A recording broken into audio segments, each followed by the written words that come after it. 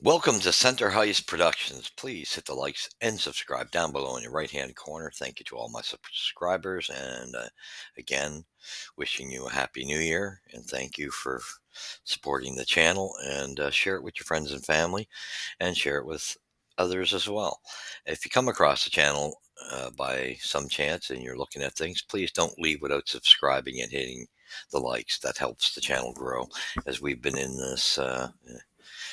We've created this channel over 2 years now and have an integral Habs channel where we stick to giving you reviews, insights into what's going on with the Habs, and basically we make it a point to avoid rumor land. Um, just don't want just BS talking points. We would rather realities, and when something actually is affirmative, and we report on that factual information. All right, let's get to it. Sorry it came out late. I was very busy packing for a trip. I will be, as I mentioned in the last video, I will be gone for a week. So I will have to catch up on videos. You'll notice I'll be gone until the 16th. All right, let's get right to it. This is to review the game on, today's the 6th. Sorry, today is the 6th. So the game would have been on the 4th Saturday night, Montreal in Colorado. We ended up coming out, rebounded from our loss in Chicago that we should have had, but we rebounded with a 2-1 victory over Colorado. Great performance to hang in there. Goals are getting a little harder for us, it seems, of late. Just struggling without Lonnie hopefully he'll be in the lineup come tonight against Vancouver, because we're definitely missing him. He definitely he brings up the competition from within the Habs. There's no doubt about it. All right, first period. Let's get right to it. Stats: 1-0 for Colorado. They come out on the power play. That Newhook gets a penalty, and we pay for it. And unfortunately, between Gouli and Armia, they leave Rantanen open. Of course, he's going to redirect it in the net. There was no chance for Dobes on that goal on the power play. So 1-0 Colorado. Was looking kind of scary. But then second period, no scoring. Habs keep hanging in. Dobes playing extremely well. Third period comes along. The Habs finally respond, and good to see a one goal there. And we'll talk about why they got that goal from Cole Caulfield. We'll get into it right after. And so that ties your game. Overtime solved nothing. We went into a shootout, whereas Cole Caulfield again continues shining, scores, and Kirby Dach gets the winner to close the game. Great job, 2-1 victory, and Jakob Dobes slams the door on the Avalanche shooters. Great job by Jakob. Okay, let's get down to the write-up. Kirby Dach and Cole Caulfield scored in the shootout. Jakob Dobes had 22 saves in regulation, and Montreal Canadiens beat the Colorado Avalanche Saturday night 2-1. Cole Caulfield had the regulation goal for Montreal, wrapped up its road trip with a 4-2 mark. That's pretty darn good for that tough of a schedule they had. Mackenzie Blackwood made 23 saves, but could only stop one of the three Canadians in the shootout. Colorado had its season high 6-game winning streak snapped by the Canadians. 3 stars, Jakob Dobes. There was no question about that. 22 saves, 1 goal against, 957 is his save percentage. Cole Caulfield, who got the tying goal in regulation, he gets a goal and a +1, and plus scored on the shootout. So definitely second star. Blackwood gets 22 saves, 1 goal against, 957, although he had a couple goals going on in the shootout as well. So we get to the scoring summary. 9:01, like I was mentioning, Mikko Rantanen gets his 23rd goal, of course, by Nathan MacKinnon, who spots him wide open, and Cale Makar started to play on the power play, and Newhook pays for that penalty. And Montreal seems to pay periodically for their penalties, because they're getting they got to watch their discipline. They get a little carried away. Second period, no scoring. Third period, 13-25. Cole Caulfield scores, assisted by Nick Suzuki and Lane Hudson. What a beautiful 2-on-1 this was. And Suzuki puts the pass over to Cole, and Cole makes no mistake over top of a sprawling Blackwood. Overtime, no scoring. Result nothing. Shootout came up. Cole Caulfield gets a goal. Jonathan Drouin stopped. Nick Suzuki is stopped. Rantanen is stopped. Kirby Doc finishes it. He scores. Nicely done. And this was quite an even game in some areas, like with the shot department, 23 apiece. So quite equal effort wise. Um, hits 29-17 for Montreal. Face-offs 26-22 for Montreal. Power play 0 for 3 for the Habs, 1 for 5 for the Aves. We can't keep giving teams that many power plays, though. 12 penalty minutes compared to 8 for the Habs. Giveaways 26-17. You got to get that down. Takeaways 2 apiece. Block shots, nice to see us get them up because the game in Chicago, we didn't do much of that. It's 20-17 for the Habs. So, not even going to go into the penalty right up. Basically, yeah, good solid game, and um, good, good, good response after choking in Chicago. We do know they made a game of it, but they should have won that game, hands down. But anyway, because they just didn't bring their performance that night. And yeah, tonight, here's the storyline with Jakob Dobes. No doubt about it. He was phenomenal. He made the saves at the right time, stood great positioning, great tracking of the puck. And what a pass he made up that almost sprung Gallagher if Gallagher hadn't been offside. What a play to get that out of his glove and make that pass. That was just beautiful to watch. Be something to look forward to in the future. Now, we know any goaltender coming into the NHL is going to have losses coming. Now, he's playing phenomenal right now, and that's good. Don't think for 1 minute Montreal's not going to get lazy in front of him and he'll lose the game. It's just it's bound to happen once. He's been there a while. There's no doubt it's going to come. Happens to every goaltender. So that can't even be mentioned at this point.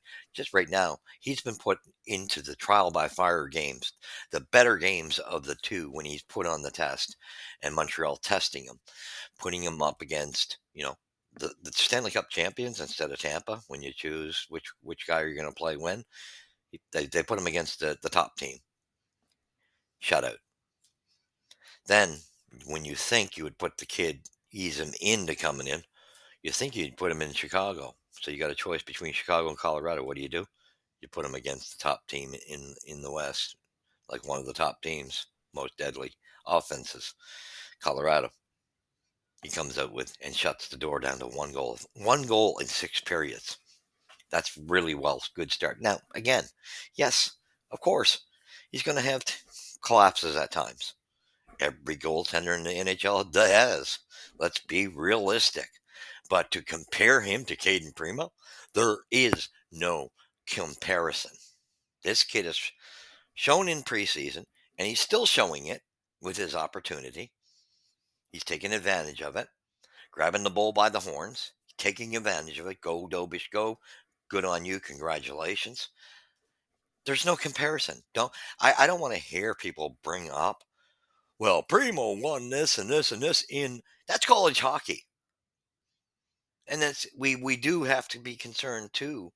We know that Fowler, we're praying to God to Fowler because he's put in that same boat as Primo, doing so well. Now, I think Fowler's got a better write up than Primo did, but Primo did have a pretty damn good write up in college. But that's college hockey. Can we get our head around that? Translating to the NHL is a totally different game. It's the same thing, even once they make the step to the AHL. Doesn't mean you're going to translate in the NHL. And that's a perfect example of Caden Primo. So he's gone back to Laval. He's winning again. Looking great. Do we realize that this team is a way better team he's playing for down there structurally? Now, Montreal had all these issues. Laval didn't. They were sound for the most part all season long, one of the better teams. Of course, he's going to look good. He's got a team playing really well in front of him, and no one's ever said he couldn't play at the AHL level. But don't give me the crap that he's had. What? How many years now? I think was it 20 or 21 that he came into getting starts with Montreal. I think I want to say 21 or anyway, it was around there. So that's plenty of years now that he's had chances. This guy cracks. His mental stability is not there. Nice kid. It doesn't translate to the NHL. And again, here's another thing. He was drafted in the 7th round. Dobes, 5th round. There is a reason why Dobes was picked in the 5th round. So he's a couple notches a little better of their projection. Okay. However, tons of goaltenders have been drafted in the NHL that don't come up with the write ups in college and end up being great goaltenders. There's a lot of goalies, but sometimes they succeed at one level, can't succeed at the other. There's a whole lot of hockey to be played with these kids. Development goes a long way. So you cannot compare the two. There's no comparison here.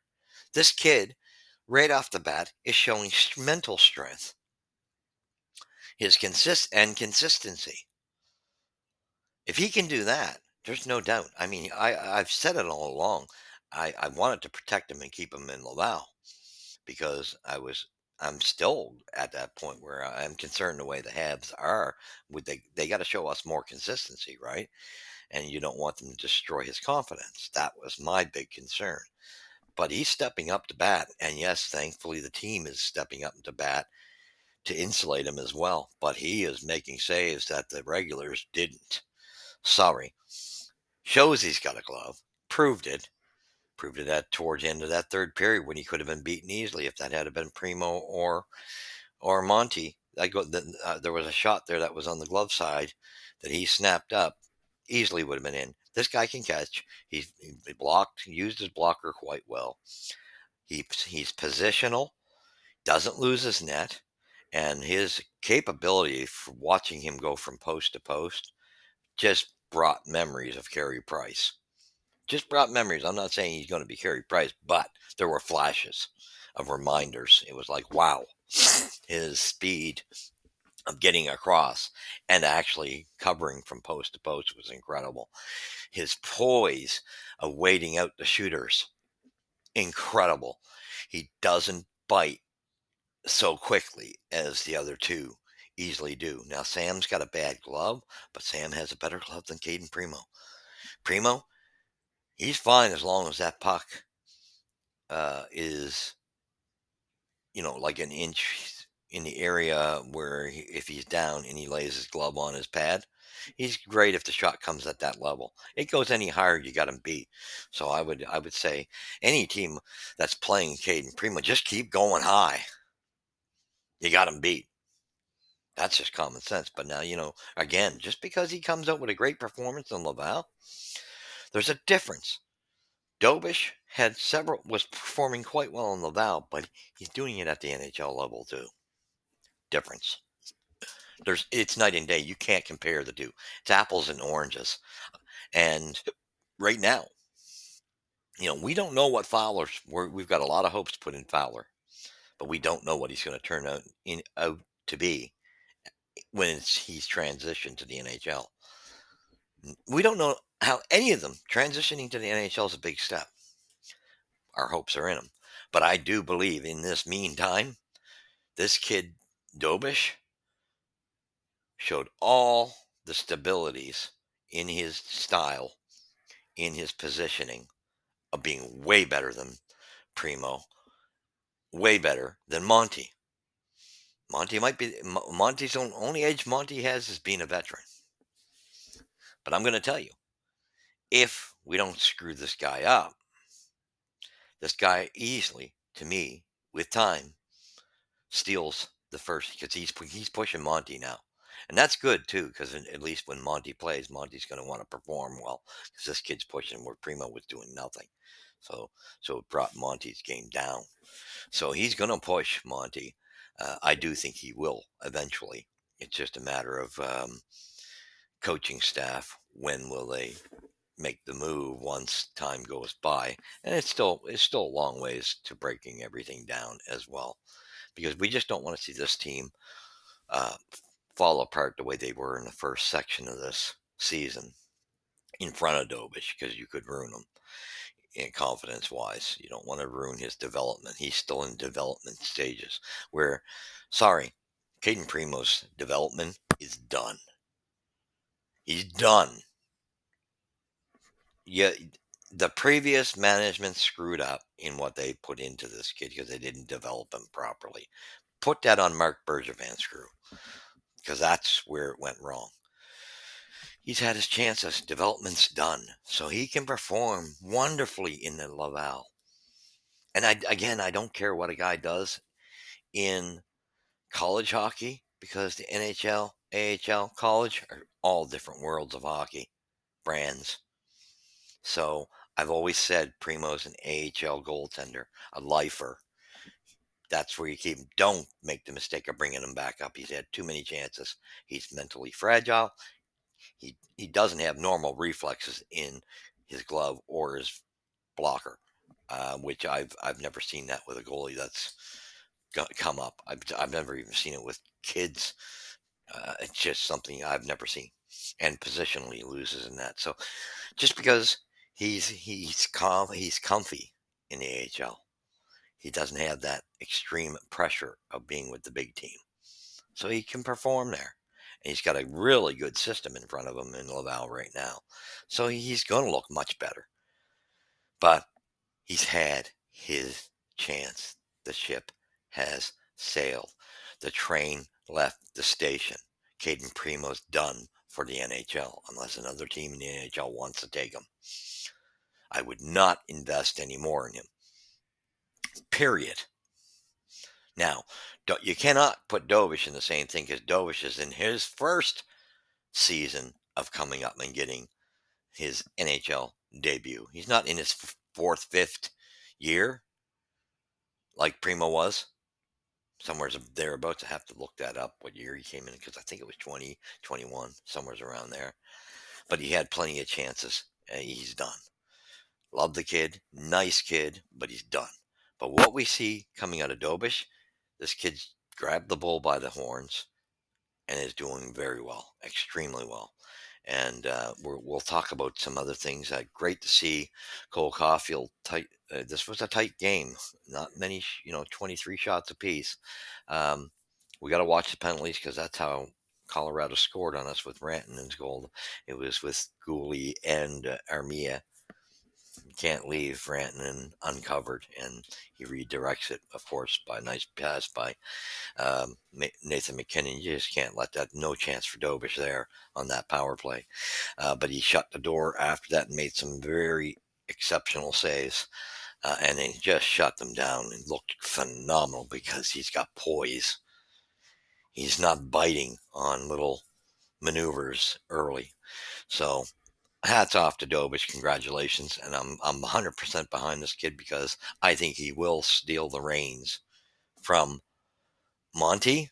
I'm not saying he's going to be our permanent starter when Fowler comes. I don't know how that will pan out. Because we're all hoping Fowler is what they say he is.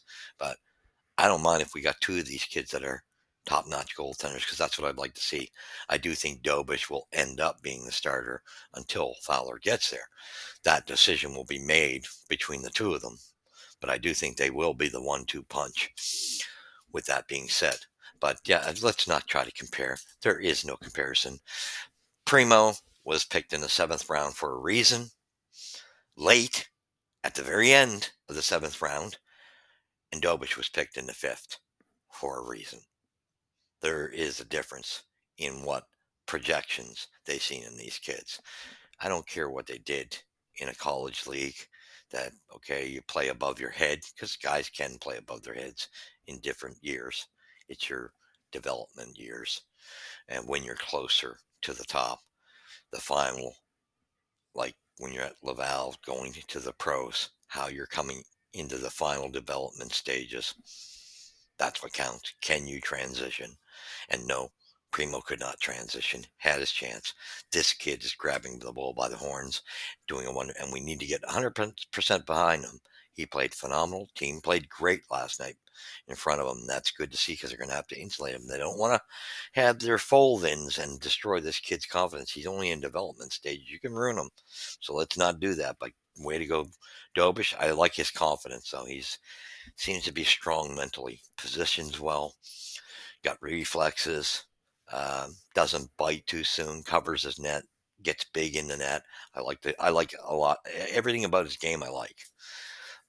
um, Again, great goal by Caulfield. Remember that goal doesn't happen unless um, Evans didn't get any credit, deserves credit for it.